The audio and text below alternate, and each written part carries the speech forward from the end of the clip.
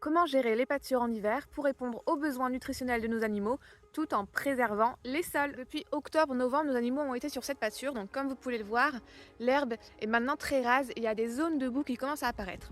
Cela indique plusieurs choses. D'une part, que l'herbe n'est plus suffisamment nutritive pour subvenir à leurs besoins en hiver, et d'autre part, un surpâturage peut endommager les sols, réduire la pousse de l'herbe et favoriser l'érosion. Pourquoi l'herbe est moins nutritive en hiver? Car elle contient moins de protéines digestives, elle pousse beaucoup plus lentement et accumule moins de sucre soluble.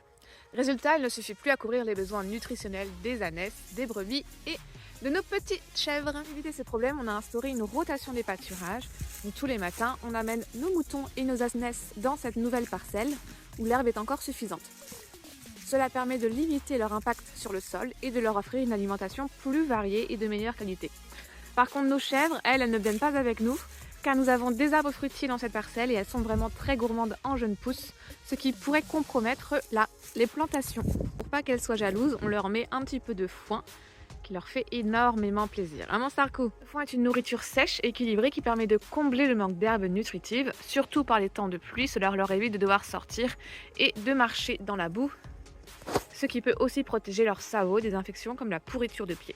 Enfin, on effectue un suivi régulier de leur état corporel pour s'assurer qu'ils ne sont ni en sous-nutrition ni en surnutrition, surtout pour les ânesses. Cela se passe par une évaluation visuelle et tactile de leurs côtes et de leurs vertèbres en utilisant une grille d'état corporel reconnue pour les animaux d'élevage.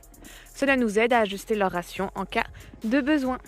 En résumé, la gestion des écopâturages en hiver demande une attention particulière pour les sols et pour les animaux. Rotation des pâturages, complémentation avec du foin et suivi rigoureux de leur état corporel sont essentiels pour assurer leur bien-être et la durabilité de nos pratiques. Et vous, comment gérez-vous vos pâtures en hiver? Partagez vos astuces et vos expériences en commentaire et à bientôt pour de nouvelles vidéos sur la gestion de nos écopâturages.